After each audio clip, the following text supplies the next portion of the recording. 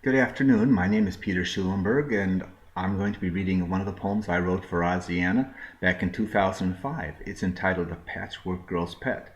The illustrations were by Sheena Hissero, and as you see behind me, I'm in front of some of my displays and of my art stuff. So I hope you enjoy the poem.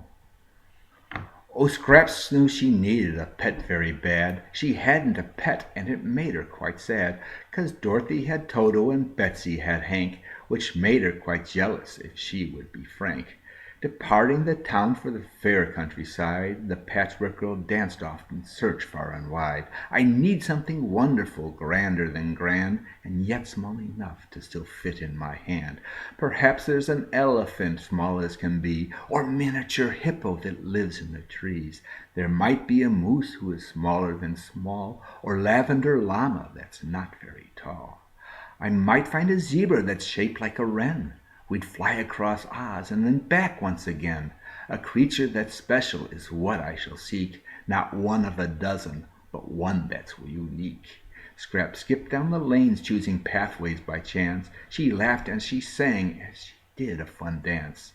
The Patchwork Girl saw some dust fly from a tree and spotted a mouse, so she knelt on one knee. "Good morning," said Scraps to the little gray mouse, and watched as he swept all the dirt from the house.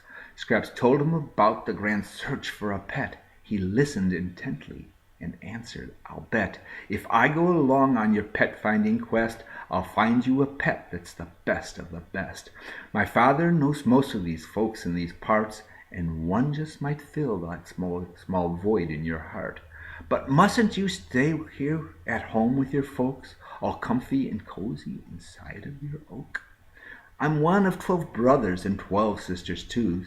They really won't miss me if I go with you. For Mandy and Sandy and Andy and May will split all the chores if I go off today. And Tommy and Timmy and Tucker and Ted will all have more leg room without me in bed. It's not very comfy in this small abode, so please may I travel with you down the road?"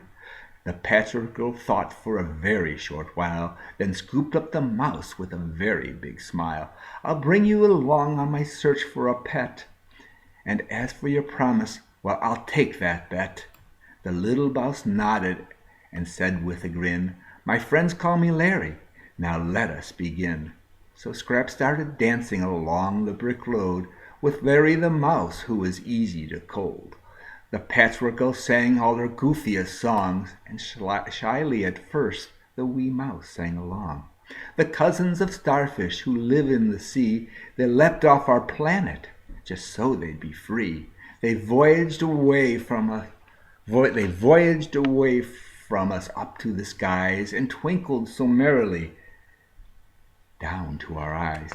The Patchwork Girl skipped down this leg of her trip, which forced little Larry to tighten his grip on Scraps' soft fingers while pointing the way, and in between bounces he managed to say, "My father's a dentist for animals who have teeth that are crooked. Believe me, it's true. A walrus he once helped with braces that fit, and straightened them out by much more than a bit. He brushed the 2 fangs of a cobra with care, and yanked out the tooth of a large grizzly bear. He offered a bridge to a beaver so vain, and root canal work to a sloth in great pain. I've met all these creatures," the little mouse said, "and most of their houses are found straight ahead." Scraps laughed at the story from Larry. "Tee-hee, your friends are so funny, I can't wait to see." First Larry led Scraps to a home of a toad, who juggled 6 rings by the side of the road. Scraps whispered, "I like the way he plays with those rings, but based on his croaking, I bet he can't sing." Next Larry presented Scraps 4 ladybugs, who knitted and tatted all kinds of small rugs. "They're pleasant enough, but as pets they're a bore, so let's keep on searching for pets I'll adore. I know I can find you a pet you will love. Perhaps you will love Marty, the miniature dove. Or maybe you'll like dear old Patrick the flea. He's quite a bit larger than most fleas you see." The pair met more creatures the farther they walked. A soap carving owl, and a fence post that talked, but none of these possible pets did Scraps like, not Nicky the owl or the fence post named Spike. Soon Scraps convinced Larry to dance by her side. She watched the small mouse as he tumbled and cried, "Your cartwheels are wonderful, and so are your songs. I'm glad that you convinced me to bring you along." They met a large ant and a horse with no shoes, and saw a red polar bear taking a snooze. They talked to a minuscule panda named Millie, but Scraps soon discovered she wasn't that silly. They talked to a fish in a very deep lake, but leaving the lake would be quite a mistake. Not one of these beasts that we've met face to face seems like a good match for my personal tastes. Before they did know it, the darkness set in. A frown hid the Patchwork Girl's pearly white grin.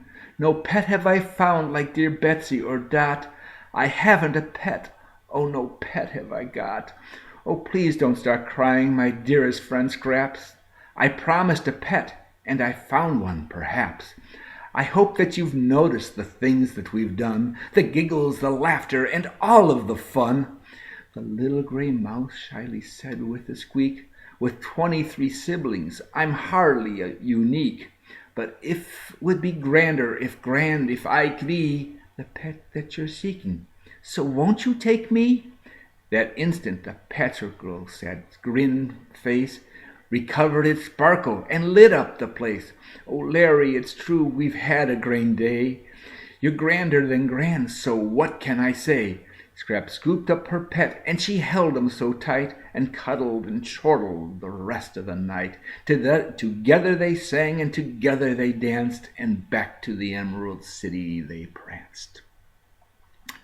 Hope you enjoyed the poem. Have a good day.